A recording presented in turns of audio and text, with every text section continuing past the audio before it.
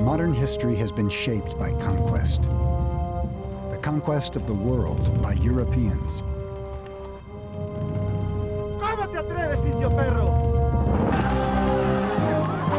The conquistadors led the way. A few hundred men who came to the New World and decimated the native population. The secret of their success? Guns, germs, and steel. Ever since, people of European origin have dominated the globe with the same combination of military power, lethal microbes, and advanced technology. But how did they develop these advantages in the first place?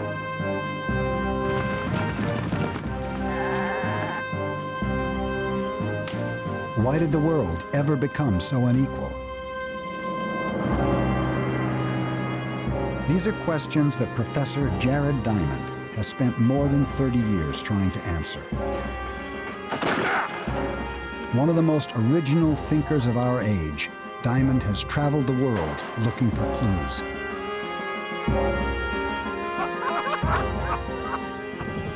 He set himself a daunting task: to peel back the layers of the past and explore the very roots of power in the modern world. Whatever I work on for the rest of my life, I can never work on questions as fascinating as the questions of guns, germs, and steel, because they're the biggest questions of human history. What separates the haves from the have-nots? How have guns, germs, and steel shaped the history of the world?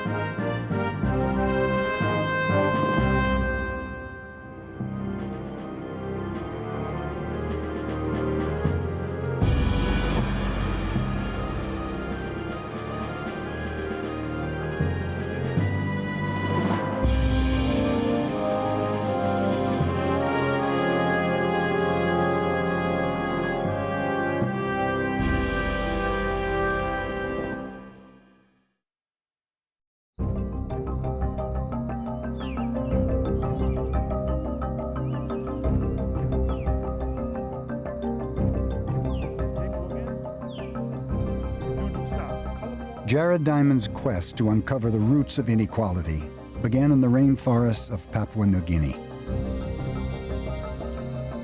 Oh, we look up. Oh.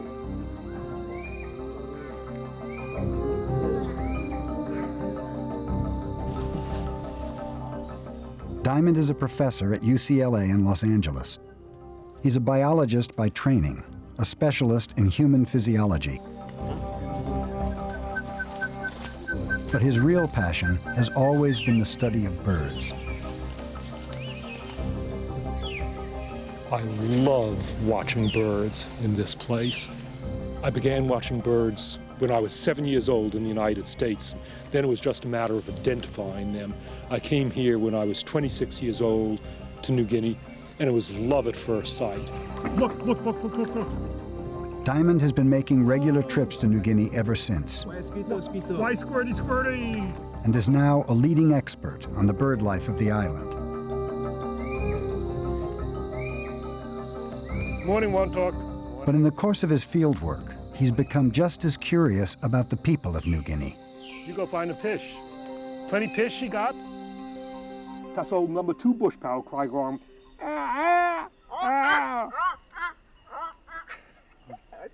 Over the years, I've gotten to know and like thousands of New Guineans. The name belong again, you talk? Name Yanai. I've learned several of their languages, and much of what I know about birds I picked up from them. Because of hard work. There have been people living in New Guinea for at least 40,000 years. Much longer than on the continents of North and South America. Look 'em. Look 'em, 1, 2, 3, 4, 5, 6 pella. They're among the most culturally diverse and adaptable people in the world. So why are they so much poorer than modern Americans?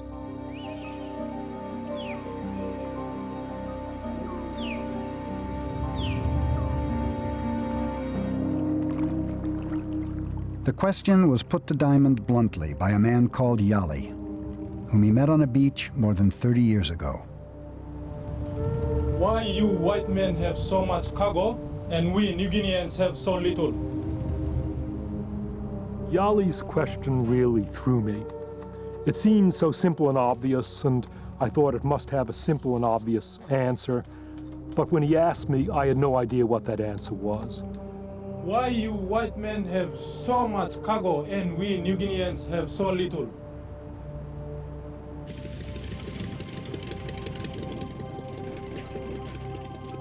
New Guineans use the word cargo to describe the material goods first brought to their country by Westerners.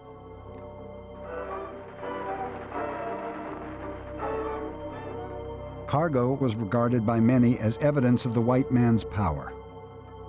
It was treated with an almost religious reverence.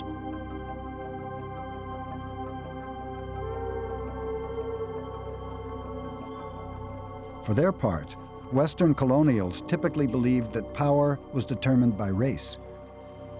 They saw themselves as genetically superior to the native population. To them, it was only natural that they should have so much cargo and New Guineans so little.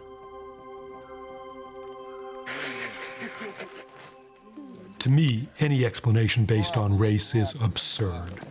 I know too many really smart New Guineans to believe there's anything genetically inferior about them. It's their ingenuity and their quickness to learn that have always impressed me. They can go empty-handed into some of the most difficult environments on Earth, knock up a shelter in a few hours and survive. Me trying this power step. This power rope be strong and up and up and up and up. I wouldn't know where to start. In this environment, I'd be helpless without them.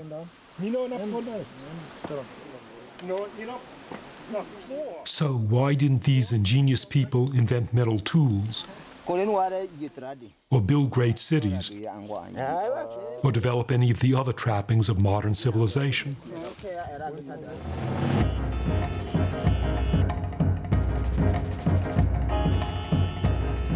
The world that I'm from is so different. The modern U.S. is the richest, most powerful state on Earth. It's crammed with more cargo than most New Guineans could ever imagine. But why? That's what Yali wanted to know. How did our worlds ever become so different?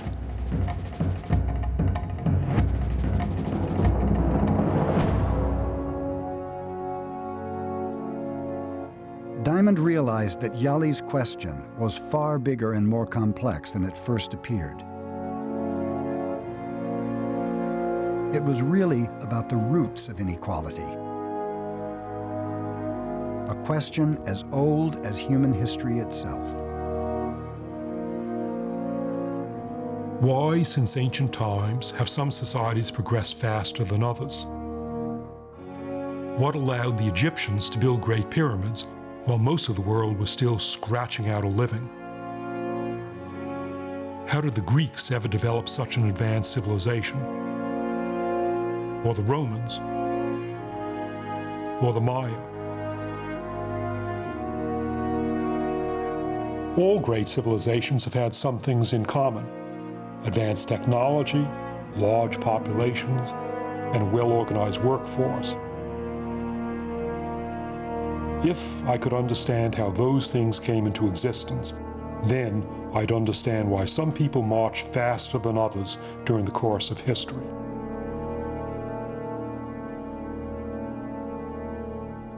Diamond set out to explore the division of the world into haves and have-nots. It was a massive challenge that few scholars would have dared take on. He was a scientist, not a historian. How could he possibly solve the great puzzles of human history?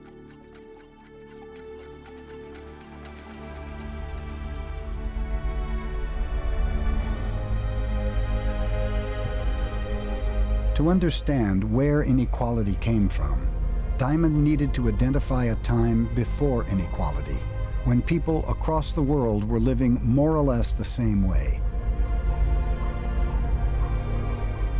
He had to turn back the clock thousands of years, back before the first civilizations, back into prehistory.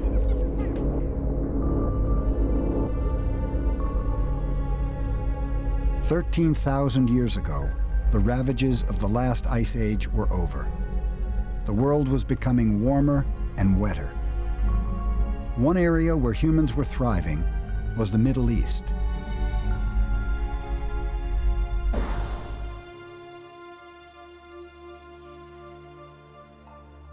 "13,000 years ago, the Middle East was far less arid than today, with more forests, trees, and plants. People here lived like people everywhere at this time, as hunter-gatherers in small, mobile groups.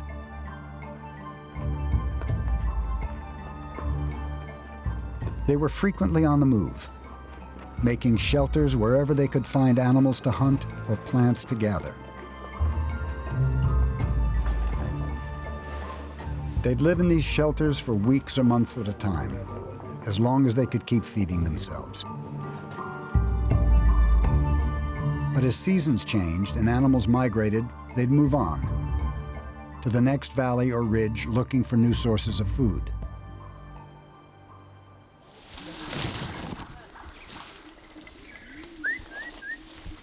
One of the few places on Earth where it's still possible to find people hunting and gathering is the rainforest of Papua New Guinea.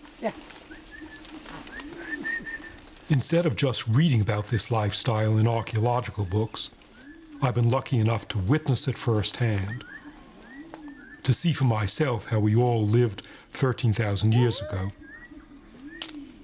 and how we found food.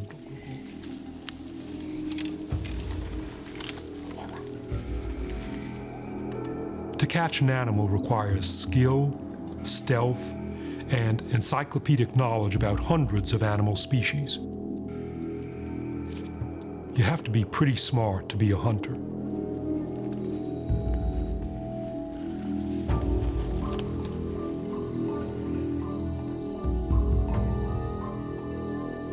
"13,000 years ago, people in the Middle East hunted in the same way, tracking down whatever game they could find. But the fundamental problem with hunting is that it's never been a productive way to find enough food. It takes time to track each animal. And with a bow and arrow, there's no certainty of how the hunt will end. One of something. You know can lap. You try him again. Okay. Pull him. Okay. One time more. Yes. One So time you more. pull him strong. Me pull him strong. Yeah, me. Yeah, you pull him strong and by go more yet. Yeah. Me pray broken bowl No on you. good there, you not strong. You not strong, yeah. Me no strong. What of So something? you pull him strong. All right, and by go me more pull yet. him strong. Me pay the one fella DY. DY die finish. You number one, me number two. Me try, me go.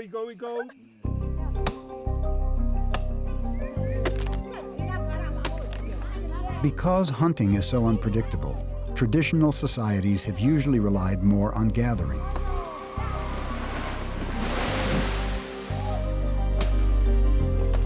In this part of Papua New Guinea, the gathering is done by women. An important source of food here is wild sago.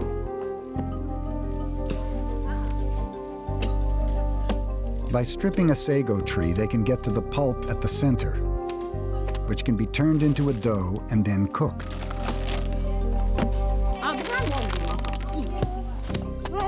Although it's physically harder work, gathering is generally a more productive way of finding food than hunting.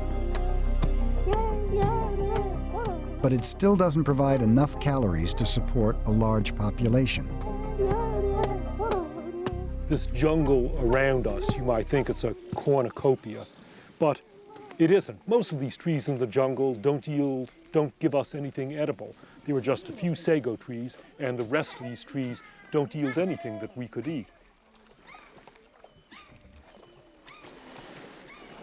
And then sago itself has got limitations.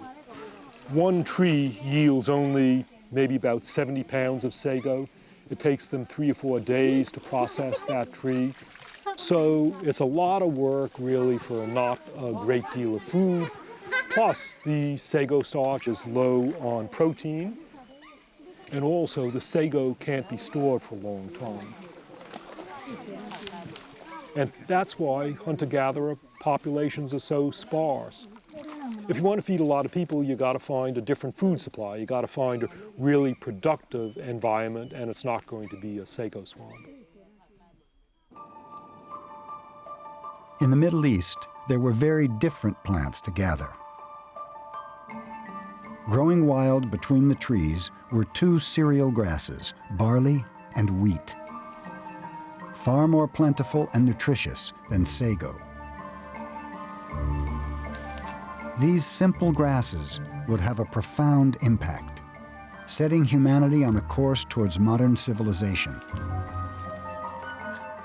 But it would take a catastrophic change in the climate before this would happen.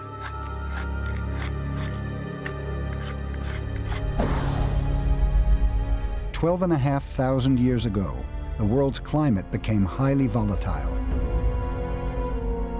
The long-term thaw that had brought about the end of the last ice age suddenly went into reverse. Global temperatures dropped and ice age conditions returned.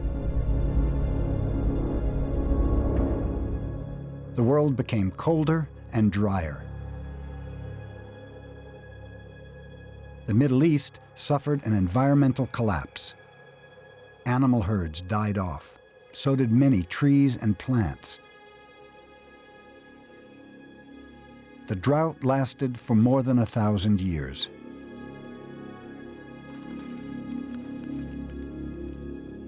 People were forced to travel farther and look much harder to find any source of food.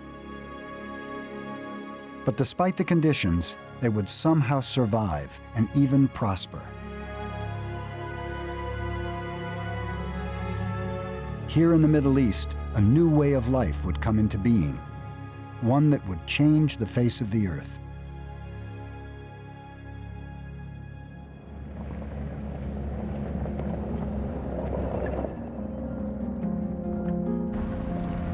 Ian Kite is a Canadian archaeologist who specializes in the Stone Age history of the Middle East.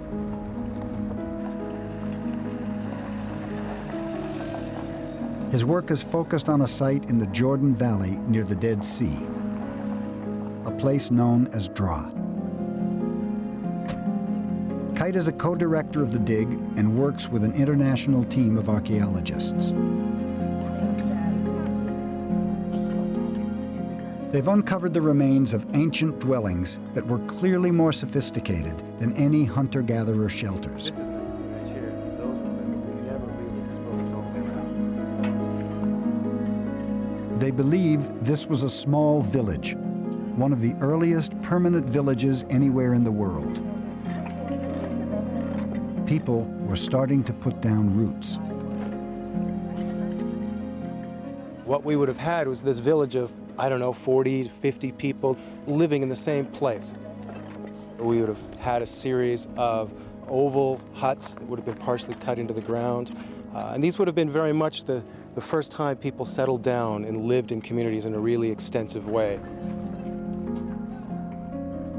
When they radiocarbon dated the site, they discovered that the village first emerged 11,500 years ago, at the same time as the end of the drought in the Middle East. But how was it possible to feed an entire village if times were so hard? After 4 years of digging at Dra, the archaeologists believe they have an answer. It lies in this unique structure. What you can see here is the outline of a mud wall coming all the way around here. And in the inside we have a series of upright stones that have been chipped in such a way where you can see a notch on them. And there would have been a series of beams over top of that with a floor across it. And basically you would have had a dry, humidity-controlled environment where they could take grain, they could take any plants, they could dry them out, put them in here, protect them from insects, protect them from moisture, protect them from water percolating through. What that ends up being, from our perspective, is probably the world's first granary in some form, a place where they're able to store food in a particular location on a year-round basis.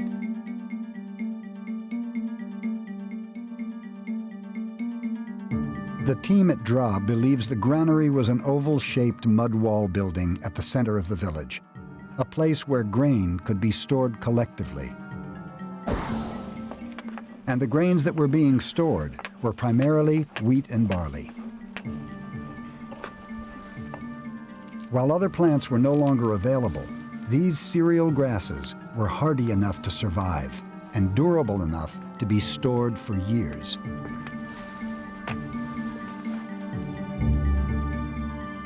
But if this was a time of scarcity, how was there enough grain to fill a granary?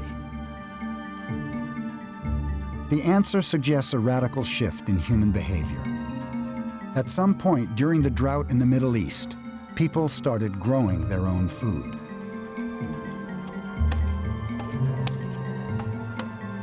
Unable to maintain a mobile way of life, they would have stayed close to any source of water they could find and planted new fields of wheat and barley around them. Rather than just following food sources around different locations, for the first time what people start to do is that they bring these resources back to them. Not just as harvested food, but they're bringing them as seeds. And they're growing them next to their village. And that's the first time, really, this is the first time we see this anywhere in the world. The Stone Age people of the Middle East were becoming farmers, the first farmers in the world.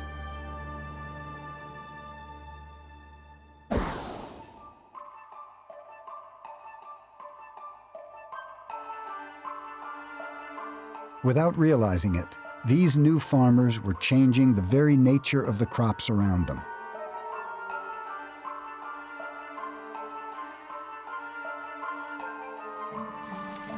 With every round of planting and harvesting, they'd favor ears of wheat and barley whose seeds were the biggest, tastiest, or easiest to harvest.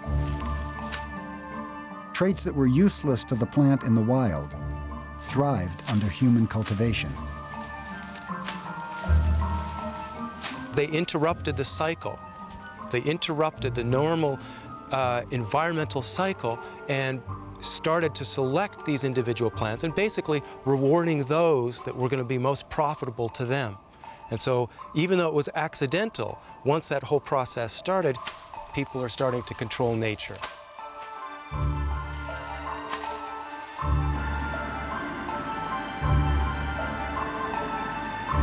The way crops are changed by human interference is known as domestication. Today it happens in research labs, with scientists selecting genes and breeding crops to be ever more useful to humans. It's a very precise, deliberate process, but not so different from what the first farmers were doing unconsciously thousands of years ago in the Middle East.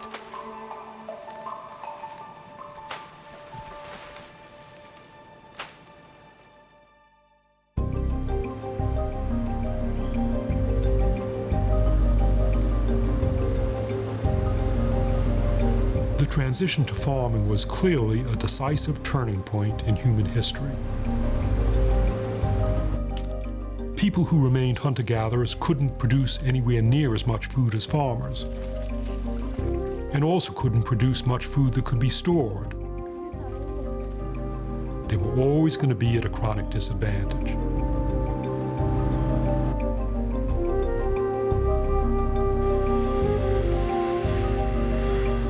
Now I needed to know where else in the ancient world people had become farmers. If I could establish links between the spread of farming and the spread of civilization, I'd be well on my way to answering Yali's question.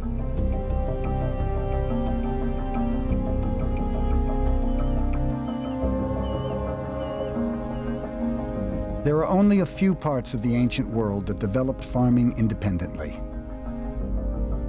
Not long after the Middle East came China, where people grew another high-yield cereal grass, rice. Pockets of farming also emerged in the Americas, based on corn, squash, and beans. Later in Africa, people farmed sorghum, millet, and yams. And in most places where farming emerged, a relatively large advanced civilization followed. But there was an exception to the rule, an area where farming didn't bring the same benefits: the highlands of New Guinea.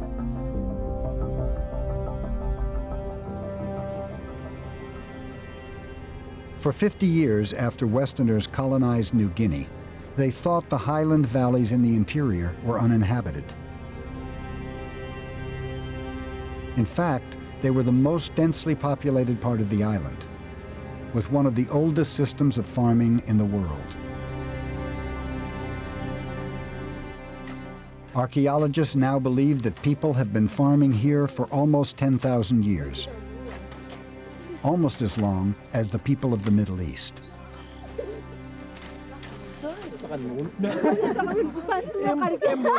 It's amazing to think that these people, Yali's people, were some of the earliest farmers in the world. Yeah, copy all together. Yes. But if they were farmers, why weren't they propelled down the same path towards civilization as the people of the Middle East or China or Central America? Pig no, yeah. Pig any. Why didn't they end up producing their own cargo? New Guinea farmers themselves were surely no less talented than farmers anywhere else in the world. So, what was the difference? Highland agriculture was based on crops like these taro roots, which are very different from cereal crops. Taro is much more work. You got to plant it one by one, unlike wheat where you throw your hand and spread the seed. And these New Guinea crops can't be stored for years the way wheat can. They rot quickly. They have to be eaten in a short time. They're also low in protein compared to wheat, so these farmers of the New Guinea highlands suffered from protein deficiency.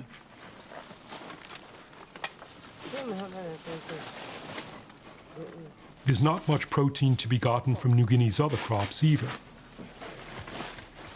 People here farm local varieties of bananas. But although bananas are rich in sugar and starch, like taro, they're low in protein. In fact, people in the highlands have so little protein that sometimes they eat giant spiders to supplement their diet.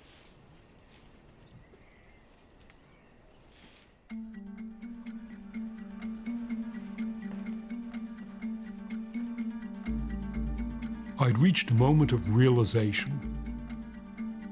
Farming was clearly crucial to the story of human inequality. But just as important was the type of farming. People around the world who had access to the most productive crops became the most productive farmers. Ultimately, it came down to geographic luck.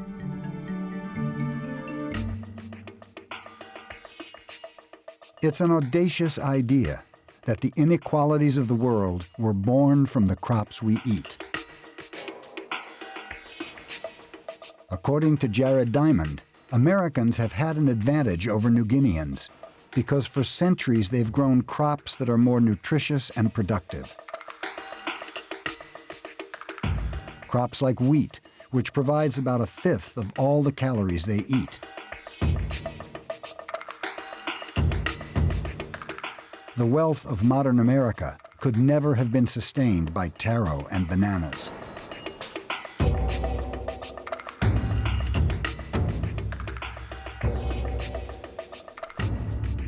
But Diamond's idea seems almost too simple.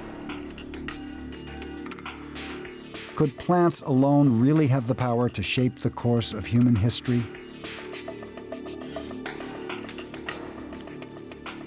Or was there something else at play? Another reason for the division of the world into haves and have-nots.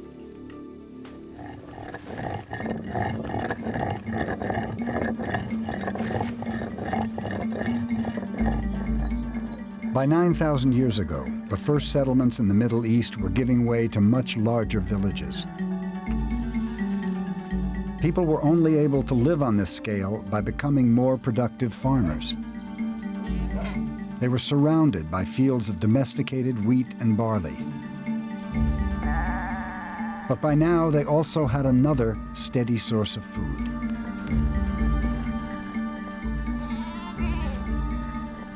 What we see happening about 9,000 years ago is a remarkable transformation in the way that humans are interacting with animals. We begin to see a process of animal domestication, by which we mean humans were controlling where they were moving, they were controlling their feeding, and they were controlling their breeding. Instead of having to go out to hunt, you have a dependable meat supply on the hoof year-round around your site, rather than being subject to seasonal variations in wild game. As well as meat, animals could be used for their milk, providing an ongoing source of protein. Their hair and skins could be used to make clothes for extra warmth. Over time, domestic animals became an integral part of the new agricultural way of life. We know that the communities which first started to have domestic animals already had cereal crops, so they were cultivators. And the combination of these particular animals and the plants becomes an extremely attractive package in that they're complementary. After the harvest period, animals could be turned out on the stubble and they can actually eat the remains of the cereal crop harvest. In their turn, animal dung can be used to provide sort of a fertilizer for the cereal crops as well, for crops. So the whole package, is seen to be mutually beneficial, both for the animals and the plants, and of course for the humans.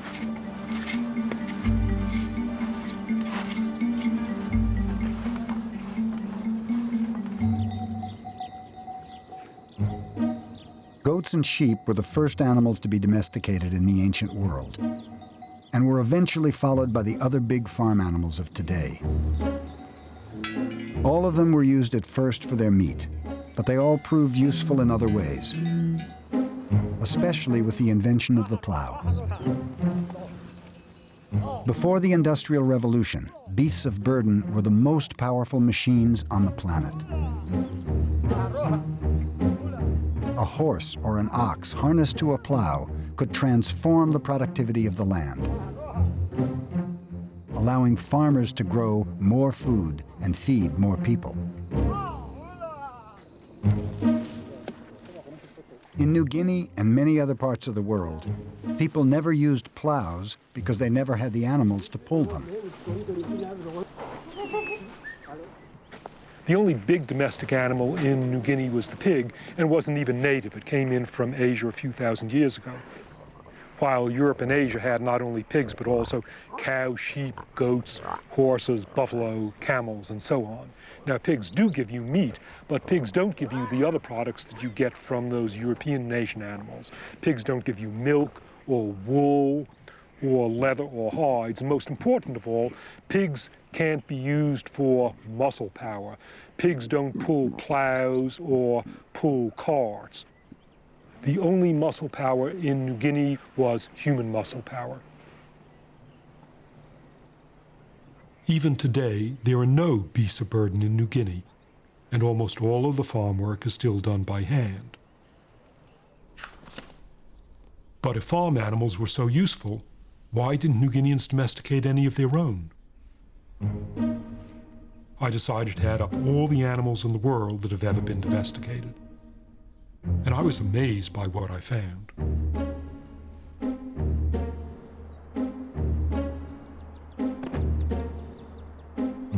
There are nearly 2 million known species of wild animals, but the vast majority have never been farmed.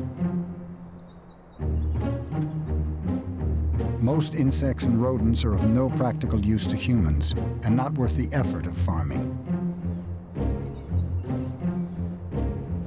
Some birds, fish, and reptiles have been domesticated, but most are simply impractical to farm. So are most carnivores, not because they're dangerous, but because you'd have to grow other animals just to feed them. The best animals to farm are large, plant-eating mammals. And over the years, humans have probably tried to domesticate all of them, usually without success. Despite repeated efforts, Africans have never domesticated the elephant.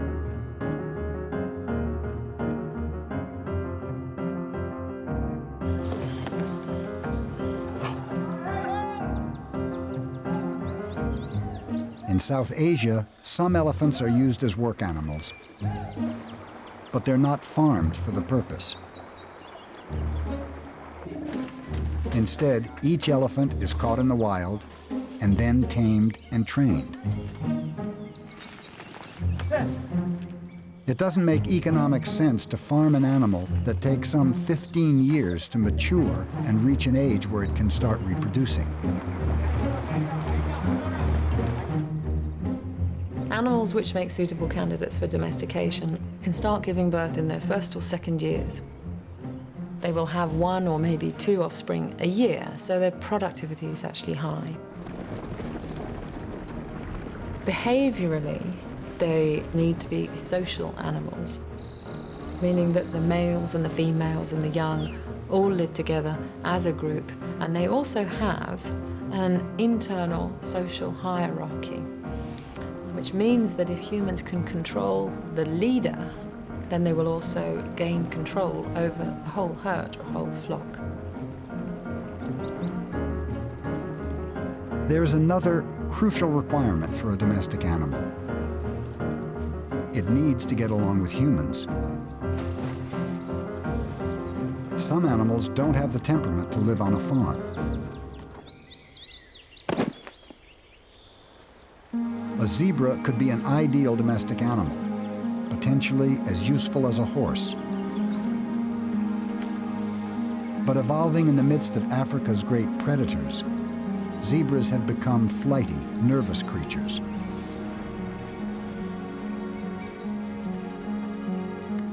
They have a vicious streak that humans have been unable to tame.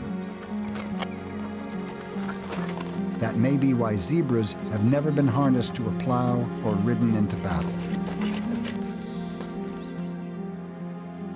I counted up 148 different species of wild, plant-eating, terrestrial mammals that weigh over 100 pounds. But of those 148, the number that have ever been successfully farmed for any length of time is just 14. Goats, sheep, pigs, cows, horses, donkeys, Bactrian camels, Arabian camels, water buffalo, llamas, reindeer, yaks, mithans, and bali cattle. Just 14 large domestic animals in 10,000 years of domestication. And where did the ancestors of these animals come from?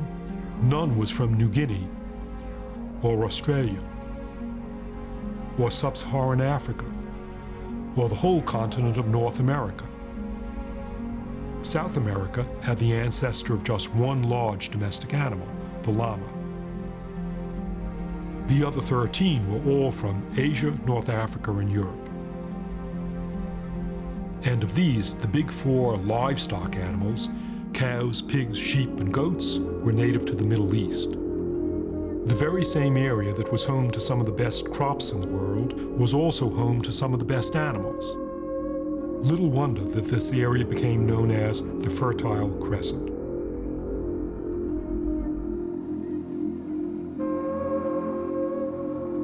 The people of the Fertile Crescent were geographically blessed, with access to some of the best crops and farm animals in the ancient world. It gave them a huge head start.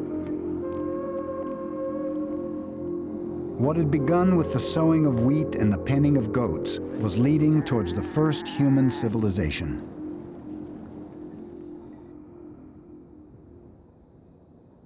The archaeological site of Guer in southern Jordan is 9,000 years old. But it has all the hallmarks of a town. A few hundred people lived here in rows of houses that were a wonder of technology. Every time I come here, I'm amazed by what those people were doing. Some of the houses have a kind of air conditioning. This window here is to control the air coming from the street inside the house. And the houses, the walls and the floors of the houses from the inside at least were covered with plaster.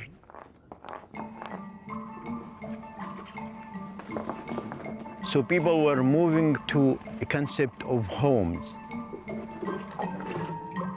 It's not a place just to sleep, it is a proper home, and people started to decorate the houses from the inside. And people were started to invest in their homes, because if we are talking about plaster, it is time-consuming, it's effort-consuming, it's very expensive to have plastered house.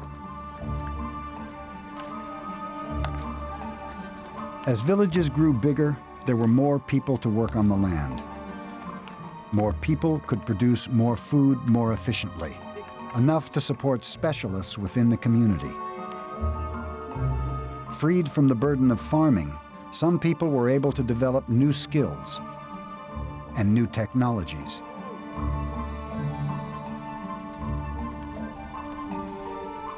Making plaster from limestone was a major technological breakthrough. The stones had to be heated for days at a time, at a temperature of 1,000 degrees. It may seem insignificant today, but understanding how to work with fire was the first step towards forging steel, a technology that would transform the world.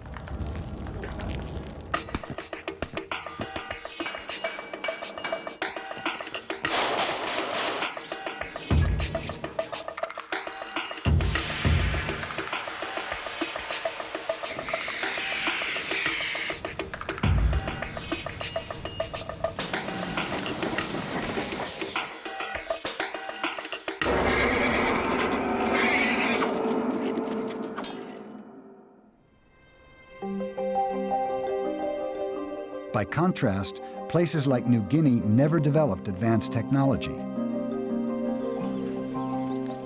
Even today, some people in the highlands are working in ways that have barely changed for centuries.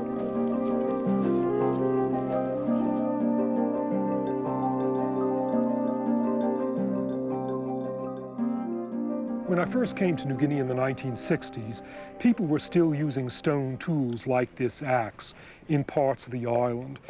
And before European arrival, people were using stone tools everywhere in New Guinea. So why didn't New Guinea develop metal tools by itself? And eventually I realized that to have metalworking specialists who can figure out how to smelt copper and iron requires that the rest of the people in the society who are farmers be able to generate enough food surpluses to feed them. But New Guinea agriculture was not productive enough to generate those food surpluses. And the result was no specialists, no metal workers, no metal tools. The way of life in New Guinea was perfectly viable. It had survived intact for thousands of years. But according to Diamond, people didn't advance technologically because they spent too much time and energy feeding themselves. And then Westerners arrived and used their technology to colonize the country.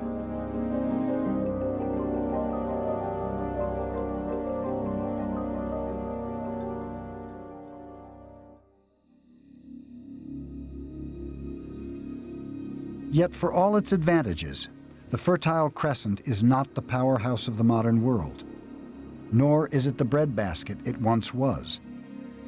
How did it lose its head start?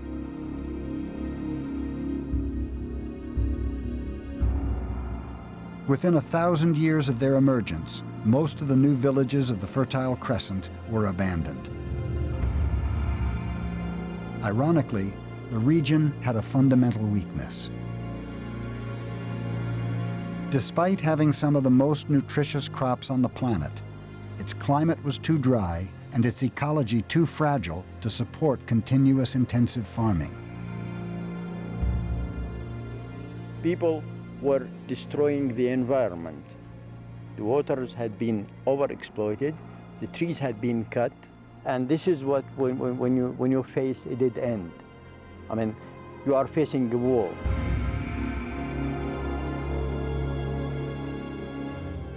You will end with landscape like that. I mean, with few trees, with no grass, and with less water. So what we are looking at today is the outcome of overexploiting the environment.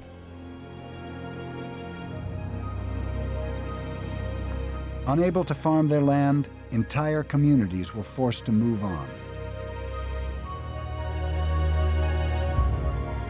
The advantages they'd accrued from centuries of domestication might have been lost. But again, geography was on their side. The Fertile Crescent is in the middle of a huge landmass, Eurasia. There were plenty of places for farming to spread. And crucially, many of those places were to the east and west of the Fertile Crescent at roughly the same line of latitude. Why is that so important? Because any 2 points of the globe that share the same latitude automatically share the same length of day, and they often share a similar climate and vegetation. Crops or animals domesticated in the Fertile Crescent were able to prosper at other places along the east-west axis of Eurasia. Wheat and barley, sheep and goats, cows and pigs all spread from the Fertile Crescent, east towards India and west towards North Africa and Europe. Wherever they went, they transformed human societies. Once the crops and animals of the Fertile Crescent reached Egypt, they caused an explosion of civilization.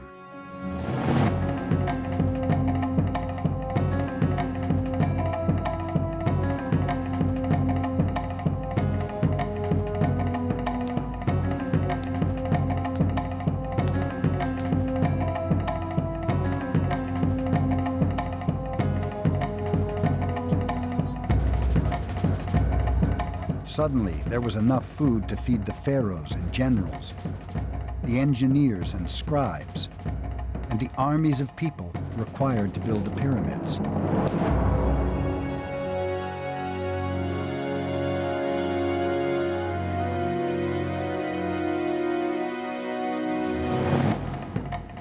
The same is true of European civilization. From ancient times until the Renaissance, crops and animals of the Fertile Crescent fed the artists, inventors, and soldiers of Europe.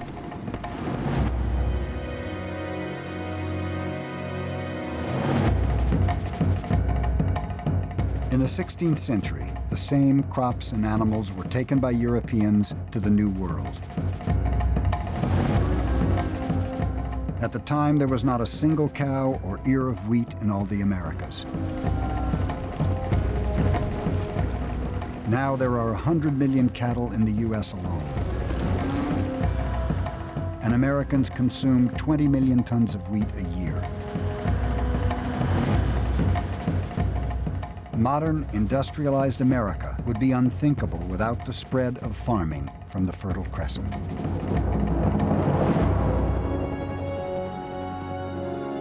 There are some who think Jared Diamond's argument is too neat and easy.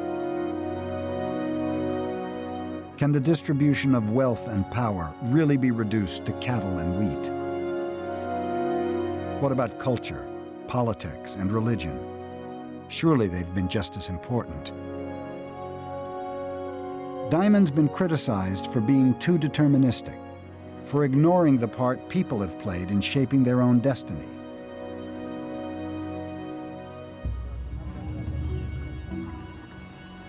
My years in New Guinea have convinced me that people around the world are fundamentally similar. Wherever you go, you can find people who are smart, resourceful, and dynamic. No society has a monopoly on those traits. Of course, there are huge cultural differences, but they're mainly the result of inequality, they're not its root cause.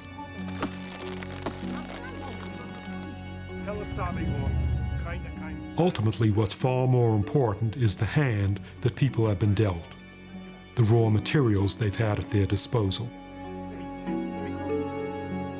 New Guineans acquired pigs from Eurasia, but not cows or sheep or goats or horses or wheat or barley.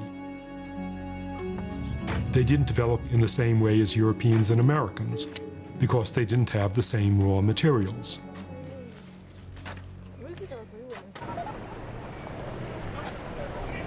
I'm not saying that those divisions of the world are set in stone and can't be changed. It's quite the opposite. The towns of Papua New Guinea are becoming bigger and more developed, populated by modern New Guineans trying to catch up with the rest of the world.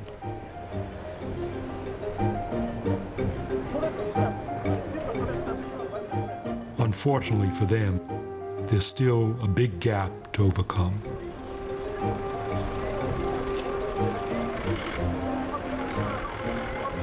Why you white men have so much cargo and we New Guineans have so little? Yali caught me by surprise 30 years ago.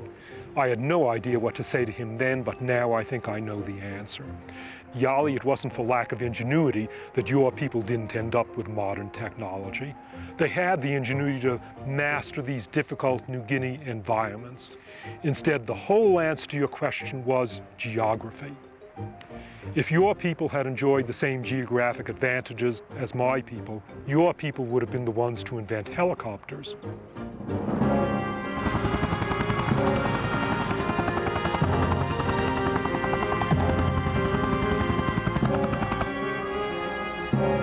Jared Diamond set out to explore the division of the world into haves and have-nots.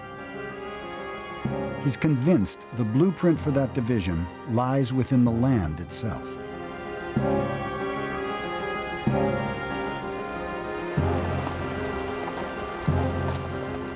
But can his way of seeing the world really shed light on the turning points of human history?